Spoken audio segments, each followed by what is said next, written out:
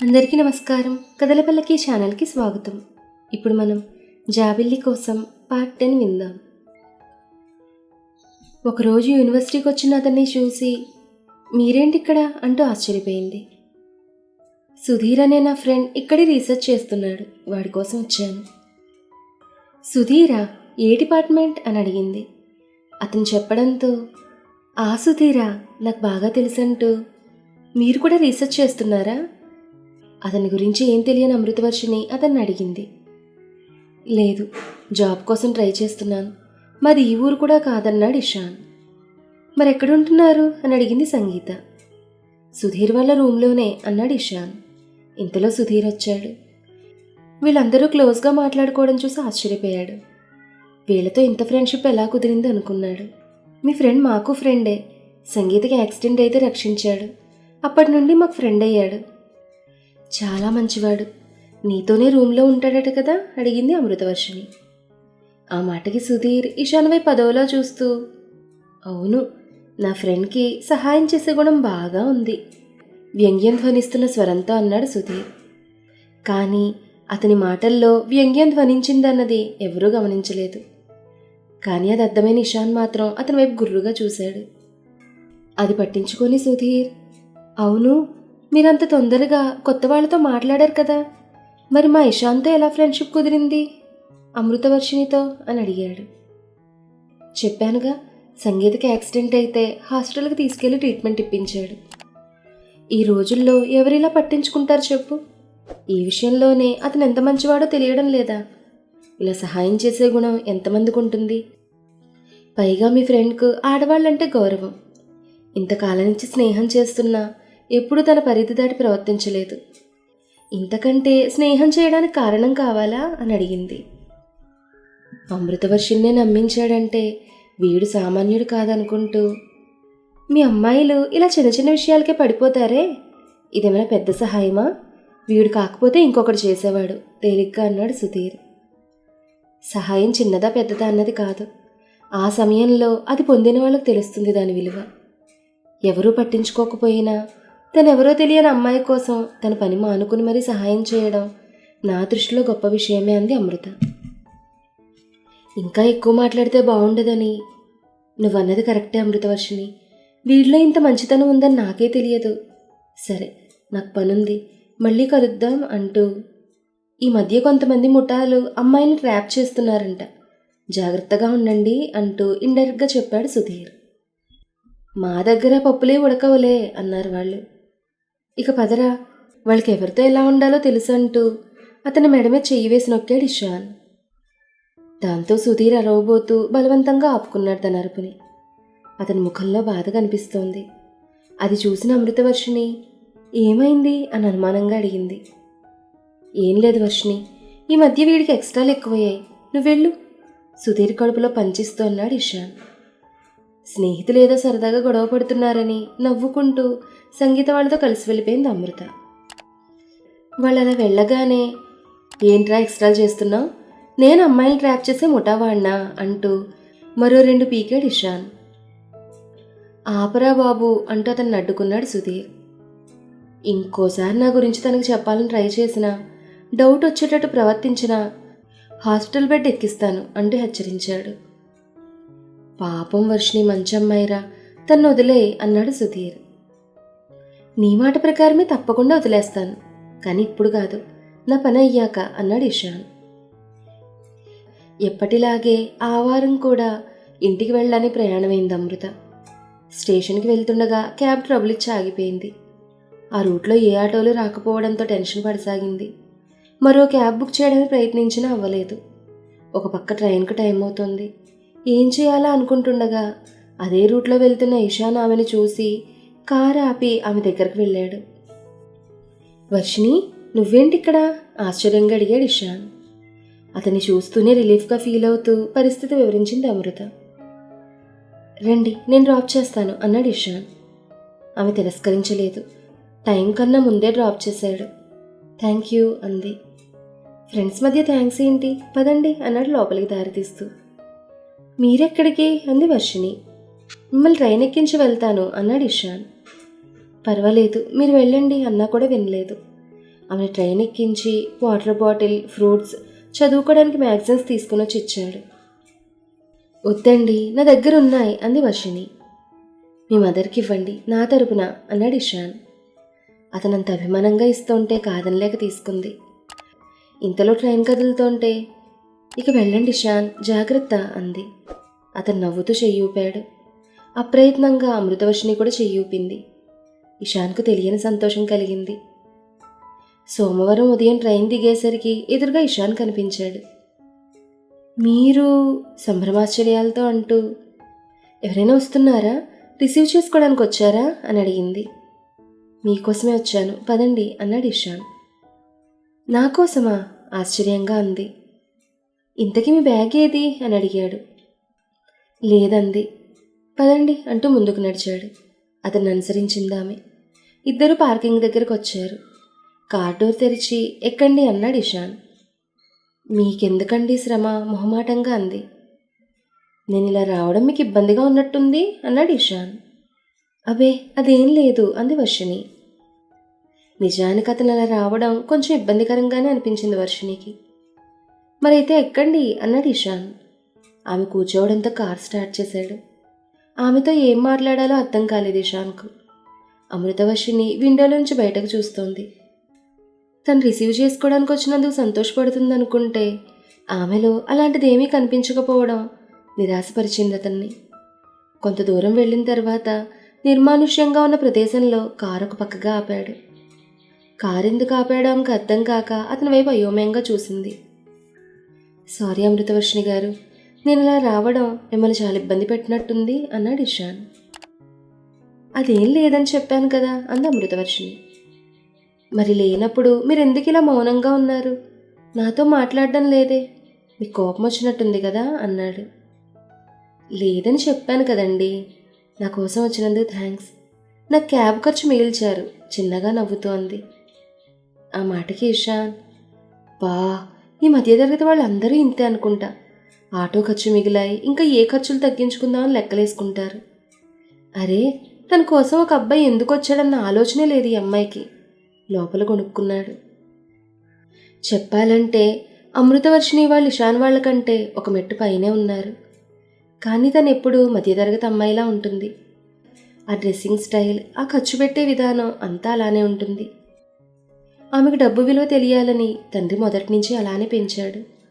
ఈ విషయంలో తల్లి కూడా అంతే. అలానే ఆమెకి ఏ లోటు చేయలేదు. ఆమె కూడా ఎప్పుడూ డబ్బుందన్న గర్వం కానీ అలా పైకి ప్రదర్శించాలని కానీ అనుకోదు. అందుకే అందరూ ఆమె మధ్యతరగతి అమ్మాయి అనుకుంటారు. ఒక్క సంగీతకే అమృతవర్షిణి వాళ్ళ స్టేటస్ ఏంటో, వాళ్ళ తల్లిదండ్రులు ఎవరో, వారికున్న పేరు ప్రఖ్యాతులు ఏంటనేది తెలుసు. అమృతవర్షిణి అకౌంట్ బ్యాలెన్స్ చూస్తే కళ్ళు తిరగడం ఖాయం. కోట్లుంటాయి, కానీ ఆమె ఎప్పుడూ అవి వాడదు. మరో అకౌంట్ వాడుతుంది. ఆమె కంపెనీలో ఉన్న షేర్స్ ద్వారా వచ్చే మనీ ఆ అకౌంట్లో ఉంటుంది. అది ఆమెకే సొంతం. తల్లి తండ్రి ఎవ్వరూ అడగరు. అందులో కొంత మొత్తం చారిటీస్కి వెళ్తుంది. తండ్రి తన ఖర్చులకు వేసే మనీనే వాడుతుంది అమృత. అందులో కూడా లక్షలుంటాయి, కానీ తన అవసరం వరకే వాడుతుంది. మిగిలిన అమౌంట్ చారిటీస్కి, ఎవరైనా ఆపదలో ఉంటే వారికి సహాయం చేస్తుంది. కానీ ఇవేమీ తెలియని ఇషాన్ ఆమె మధ్యతరగతి అమ్మాయి అనుకుంటున్నాడు. అతనికి డబ్బు పిచ్చి లేకపోయినా మధ్యతరగతి వాళ్ళంటే అంతగా నచ్చరు. ఎప్పుడూ డబ్బులకు ఇబ్బందులు పడుతూ బాధ్యతల బరువుతో నలిగిపోతారని, అలాంటి ఇంట్లో అమ్మాయిని చేసుకుంటే తమ పరువుకు భంగమని అతని అభిప్రాయం. అతను పెళ్లి చేసుకుంటే తమ అంతస్తుకు తగిన అమ్మాయినే చేసుకోవాలనుకుంటున్నాడు. ఇద్దరి మధ్య ఇలా కొన్ని నిమిషాలు నిశ్శబ్దంగా దొరిలాయి. ఇతనేంటి ఇంకా కార్ స్టార్ట్ చేయడం లేదన్నట్టుగా వర్షిణి అతని వైపు చూసింది. అప్పుడే ఇషాన్ కూడా ఆమె వైపు చూశాడు. ఇద్దరు కళ్ళు కలుసుకున్నాయి. కొన్ని క్షణాలు అలానే ఉండిపోయారు. సూటిగా చూస్తున్న అతని చూపుల దాటికి తట్టుకోలేక మెల్లగా కళ్ళు వాల్చేసింది వర్షిణి. వర్షిణి, అతని గొంతు మృదువుగా పలికింది. ఎందుకో తెలియదు వర్షిణి, నిద్ర దూరమైంది.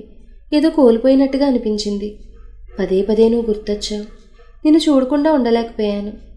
నీతో మాట్లాడదామంటే నీ ఫోన్ నెంబర్ కూడా తెలియదు. సంగీత వాళ్ళని అడుగుదామంటే వాళ్ళు ఏమనుకుంటారో అని భయపడ్డాను. రాత్రంతా అస్సలు నిద్రపట్టలేదు. ఎప్పుడెప్పుడు తెల్లారుతుందా, నిన్నెప్పుడెప్పుడు చూద్దామా అని ఒక్కటే ఆరాటం. నాకెప్పుడు ఏ అమ్మాయిని చూసినా ఇలా అనిపించలేదు. దీన్ని ఏమంటారో కూడా నాకు తెలియదు. నిన్ను చూసే వరకు ప్రాణం నిలవనంటోంది.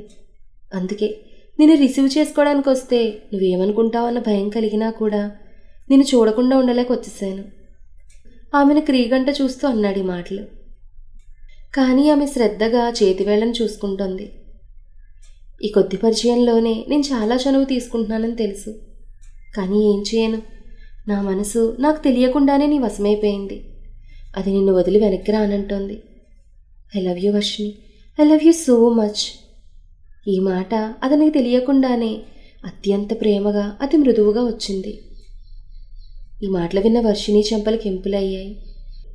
అతను ఐ లవ్ యూ చెప్పగానే ఆమె గుండె వేగంగా కొట్టుకుంది. ఇదేంటి ఇతను ఇలా చెప్పేస్తున్నాడు? క్షణం కంగారుగా అనిపించింది తనకి. వర్షిణి, నువ్వంటే నాకు చాలా చాలా ఇష్టం. అది ఎంతంటే మాత్రం చెప్పలేను. కానీ నువ్వు లేకుండా నేను బ్రతకలేనని మాత్రం చెప్పగలను. నువ్వు అని మాత్రం చెప్పకు, ఉద్వేగంగా అన్నాడు. కానీ వర్షిణి అతని మాటలకి ఏం మాట్లాడలేదు. దాంతో ఇషాన్, సారీ, నీ మనసు నొప్పించినందుకు నన్ను క్షమించు. నాకు ఇంతే రాసిపెట్టి ఉందనుకుంటాను. ఇంకెప్పుడు ఈ జీవితంలో నీ కంటికి కనిపించను, బాధగా అంటూ కారు దిగబోయాడు. అది చూసిన వర్షిణి, నాకు కొంచెం టైం కావాలి. అమృతవర్షిణి కంఠం మృదువుగా వినపడటంతో కారు దిగే ప్రయత్నం విరమించుకున్నాడు ఇషాన్. నాకు కొంచెం టైం కావాలి ఇషాన్ గారు, నాపై చాలా బాధ్యతలున్నాయి. కొంతకాలం వరకు ఈ ప్రేమ పెళ్లికి దూరంగా ఉండదలుచుకున్నాను. అలా అని మీరంటే అభిమానం లేదని కాదు, మీపై నాకు అభిమానం ఉంది. అది ప్రేమో కాదో నాకే తెలియదు. నాకు కొంచెం టైం ఇస్తారా అంది అమృత. వర్షిణి ప్లేస్లో వేరే అమ్మాయి ఉంటే తను ప్రపోజ్ చేసిన మరుక్షణమే ఎగిరి గంతేసి మరీ ఒప్పుకునేది. కానీ వర్షిణి పడేయడం అంత సులభమేం కాదు కదా. అందుకే అందరూ తప్పుకున్నారు. ఆ చందుగాడు ఆ ధైర్యంతోనే పందెంకు దిగినట్టున్నాడు అనుకుంటూ, పర్వాలేదు వర్షిణి, నువ్వు నో అయితే చెప్పలేదు కదా. అభిమానం ఉందని చెప్తున్నావు. అది ప్రేమగా మారడానికి ఎక్కువ టైం పట్టదని అనుకుంటున్నాను. నా ప్రేమ మీద నాకు నమ్మకం ఉంది. త్వరలోనే నేను ఇంచు ఐ లవ్ యూ అని చెబుతావని ఆశిస్తున్నాను. అలా అని నేను నిన్ను ప్రేమిస్తున్నాను కదా అని నీ వెంటపడి వేధించను, భయపడకు అన్నాడు ఇషాన్. మీరు అలాంటి వారని నేను అనుకోవడం లేదు. త్వరగా వెళ్దామా, కాలేజ్కి టైం అవుతోంది అంది వర్షిణి. ఆమెను హాస్టల్ దగ్గర డ్రాప్ చేసి ఆఫీస్కి వెళ్ళిపోయాడు ఇషాన్. అమృతవర్షిణి రెడీ అయినంతసేపు ఇషాన్ గురించి ఆలోచిస్తూనే ఉంది. ఇషాన్ లాంటి వ్యక్తి ఏ అమ్మాయికి లవ్ ప్రపోజ్ చేసినా కాదనడానికి ఎటువంటి అభ్యంతరాలు లేవు. మన్మధుళ్ళ అందంగా ఉంటాడు, మంచి వ్యక్తిత్వం ఉంది, మంచి మానవత్వం, సహాయం చేసే గుణం ఉన్నాయి. మాట తీరది మర్యాదగా ఉంటుంది, స్త్రీల పట్ల గౌరవ మర్యాదలున్నాయి. ఒక వ్యక్తిలో ఇంతకంటే కావాల్సిందేముంది? కానీ తన మీద తల్లిదండ్రులు ఎన్ని ఆశలు పెట్టుకున్నారో తనకు బాగా తెలుసు. తన ఇష్టాన్ని ఎప్పుడూ కాదనరని తెలుసు. తనిప్పుడు ఇషాన్ని ప్రేమిస్తే తల్లిదండ్రులు ఏమంటారన్న భయం లేదు. కానీ తన తల్లి తన పెళ్లి గురించి ఎన్నో ఆశలు పెట్టుకుంది. ఇల్లరికం వచ్చే అల్లుడు కావాలని తల్లి కోరిక. అయినా ఈ రోజుల్లో ఎవరు ఇల్లరికం రావడానికి ఒప్పుకోరు. అలా వచ్చే భర్త తనకొద్దు. తన డబ్బును అందాన్ని ఆశించే వ్యక్తిని తనెప్పుడూ కోరుకోదు.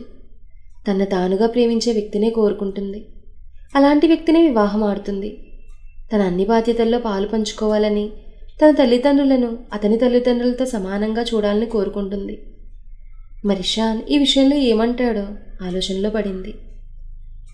ఏంటి వర్షిణి, వచ్చిన దగ్గర నుంచి చూస్తున్నాను, ఏదో ఆలోచనలో పడ్డా?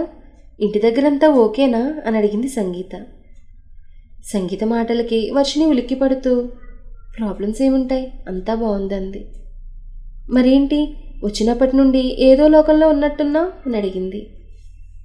ఏం లేదు, పద కాలేజ్కి టైం అవుతోంది అంది వర్షిణి. వారం రోజుల పాటు ఇషాన్ వర్షిణికి కనిపించలేదు. ఇదేంటి, ప్రతి 2 రోజులకు ఒకసారి కనిపించే అతను ఇప్పుడు కనిపించడం లేదు? అతని ప్రేమను వెంటనే ఒప్పుకోలేదని ఫీల్ అయ్యాడా ఏంటి అనుకుంది. కానీ ఇషాన్ కావాలనే ఆమెకు కనిపించలేదు. తను ఎదురుగా కనిపిస్తూ ఉంటే పెద్దగా లోటు తెలియదని, తను కనిపించకపోతే తప్పకుండా తన గురించి ఆలోచిస్తుందని హైదరాబాద్ వెళ్ళిపోయాడు. ఇషాన్ కనిపించడం లేదేంటి మధ్య అని అడిగింది సంగీతం మృదుల. ఏమో నాకు తెలీదు అంది. అయ్యో, మనం రిసార్ట్కి వెళ్దాం అనుకున్నాం కదా, ఇషాని పిలుద్దామనుకున్నామే, అతనుంటే బాగుంటుంది కదా, మనం అందరం అమ్మాయిలం కదా, తను తోడుగా ఉంటాడంది. ఆ మాటకి ఏంటే అతనేమన్నా మనకు బాడీ గార్డా? చిరుకోపంగా అంది వర్షిణి. నేనెక్కడన్నానే అలా, ఫ్రెండ్గా పిలుద్దామన్నాను. నువ్వలా అన్నట్టు లేదు, బాడీగార్డ్గా పిలుద్దాం అన్నట్టుగానే ఉంది. పోనీ బాడీగార్డ్ అయితే ఏంటమ్మా నీకు? దీర్ఘం తీసింది మృదుల. ఏం లేదు, ఊరికే అన్నానులే, కంగారుగా అంది వర్షిణి. అమృతవర్షిణి గురించి తెలిసిన వాళ్ళు ఇంక రెట్టించలేదు. కానీ సంగీతకు మాత్రం ఎందుకో వారం రోజుల నుంచి అమృతవర్షిణి వాలకం చూసి అనుమానంగానే ఉంది. ఎవరికోసమో వెతుకుతున్నట్టు వర్షిణి కళ్ళు పదే పదే చుట్టూ పరిశీలనగా చూడటం సంగీత దృష్టిని దాటిపోలేదు.